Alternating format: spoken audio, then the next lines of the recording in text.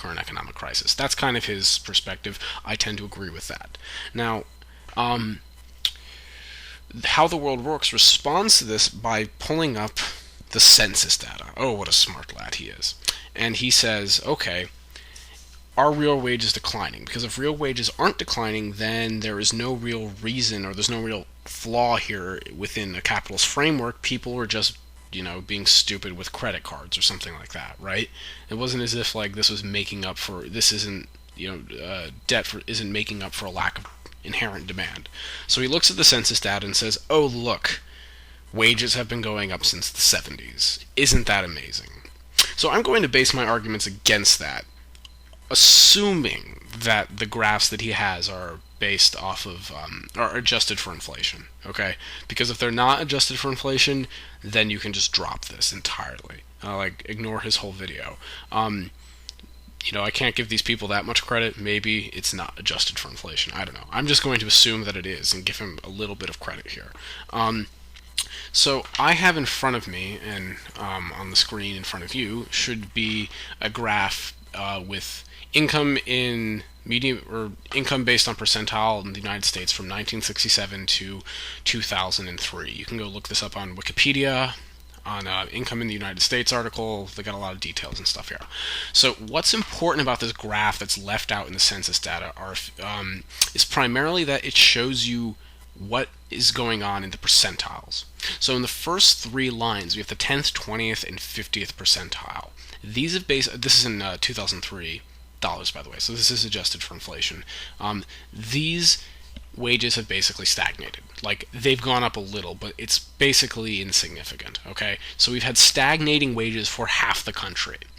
So right there, any change that he's getting in the mean and median data from the Census Bureau is only for the richest, or the richer 50% of the country. So even if he's right, ignore it overall, because then Harvey still has a very, very significant point he's making. But he doesn't even get that far when you really look at it.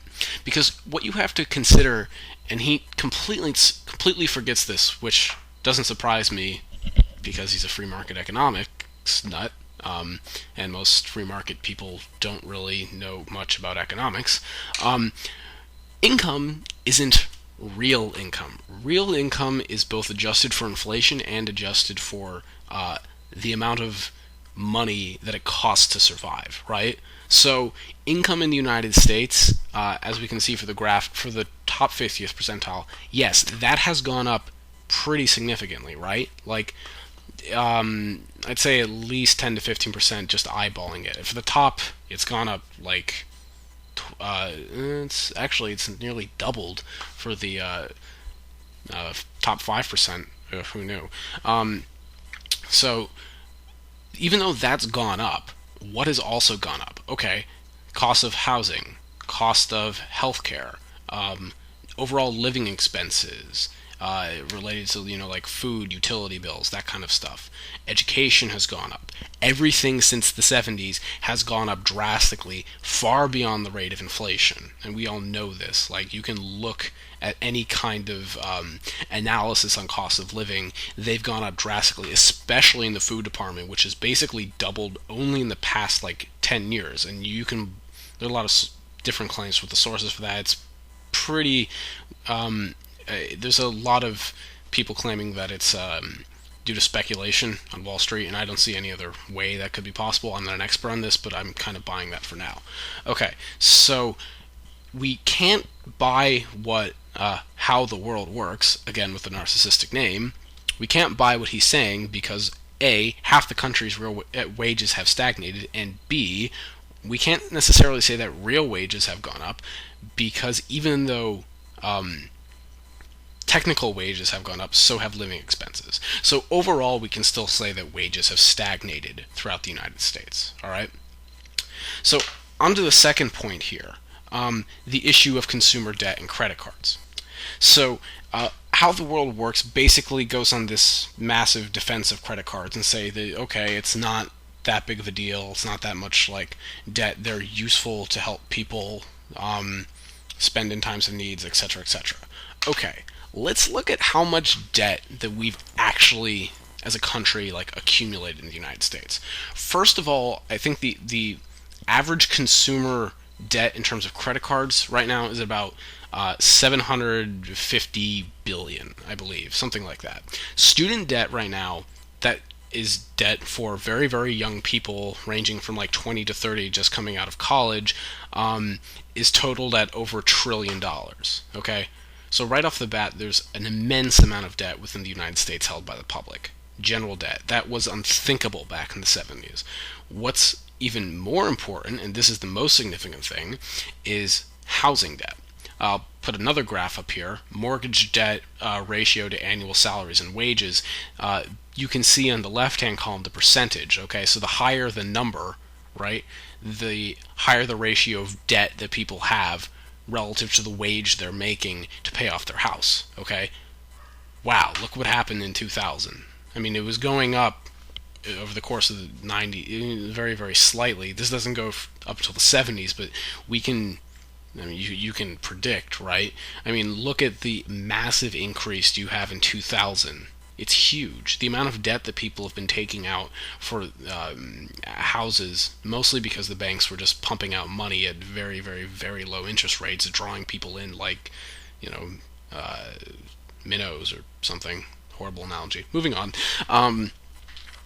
So the amount of debt that we've been accumulating, credit cards, student debt, mortgages, I assume we can go into other things. I'm not going to bother, like automobiles and whatnot. I mean, it's massive. It's unthinkable relative to what we had before the introduction of credit cards. So Harvey 1 has a very good point, because real wages have stagnated, as I kind of showed with more accurate data, and with consideration that what's his name? How the World Works did not consider real wages, he just considered the technical wage. And also because debt has risen exponentially, especially over the past 10 years, but since the 70s as well. Okay, then he moves on to saying that the problem that we've had right now in capitalism, this is kind of like a third section, this is How the World Works. This is his interpretation of the crisis. He says, the problem is that the government has taken all of the risk from corporate decisions, right? So that there is no reason that anyone on Wall Street or any corporation should ever worry about anything ever, because the government will just come and bail them out. In some ways this is true, especially over the past couple of years. In other ways it's not, right? Like, there have been plenty of companies that have failed over the past 30 years, and there have been also plenty of companies who've done very, very, very poorly. So, for example, Apple, which was a big company up until like the late 90s, was doing horribly until like Bill Gates actually gave them a ton of money. I think we're all familiar with the Enron scandal as well. There are plenty of other examples of large corporations basically going under and either relying on market systems to bail them out or just going away entirely, right? The government didn't just come in like, oh, you're failing, I'm going to pick you up. They didn't just do that, okay? So you're wrong there. Secondly, so he's wrong, first of all, but let's just assume that he's right. Let's assume you're right. In some ways you kind of are, considering what's happened with, but it's only like a recent kind of thing, with government bailouts and during the financial crisis. So in that respect, you're right. But that's a problem overall that we have to deal with of capitalism, right? I mean, it's not as if the government is bailing out, like, you know, single mothers in the ghetto. They're not doing that. They're not bailing out the majority of the population. They're not doing what the people want. Why are they bailing out these major corporations?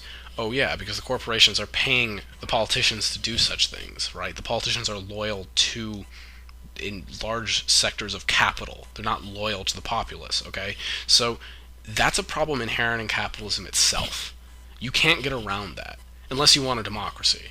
And I know you don't want a democracy because a democracy would make capitalism impossible. We both know this, and that's why I like democracy, and that's why you hate it.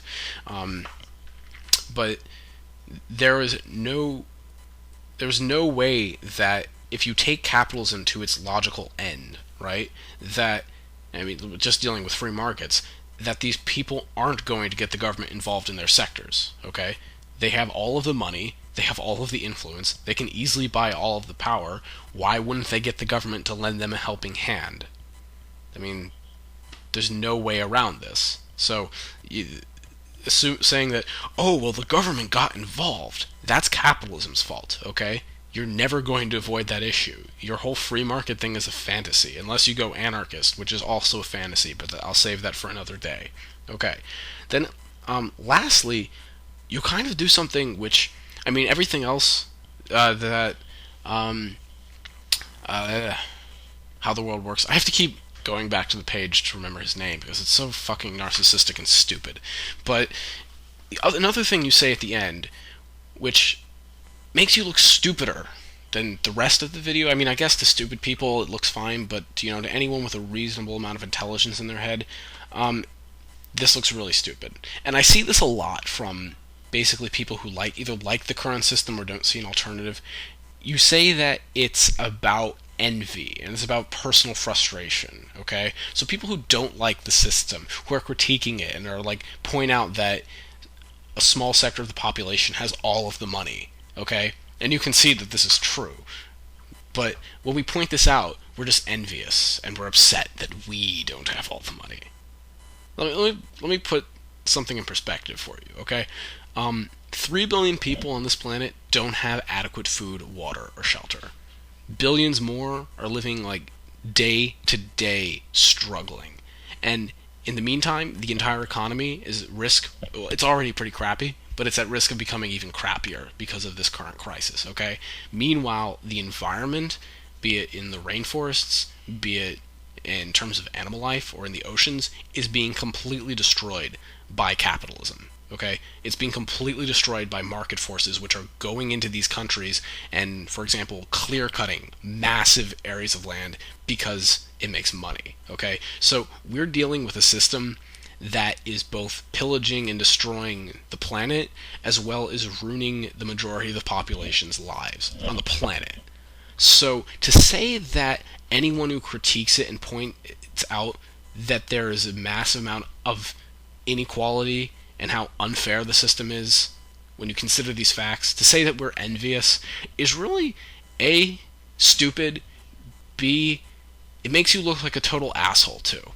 Not in the stupid sense, but as in the direct asshole sense. Is that you're just pushing aside all of these problems that really, really affect people's lives and you're just disregarding it.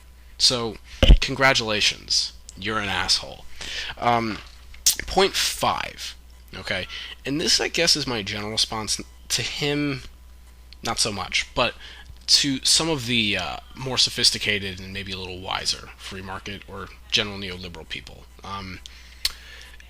And that is that in some ways you guys are right about a few things, okay? Despite the fact that your system would never work. But you are right that capitalism as a system cannot sustain things like massive government intervention forever. It can't sustain a welfare state. It can't sustain, at least in a national perspective, heavy regulation because then businesses are going to pick up and leave and go somewhere else where there's no regulation. You're right about that, right? In a lot of ways. So when you're right about that and people watch videos or read articles or whatnot about that kind of information, they go, oh yeah, that is right. I guess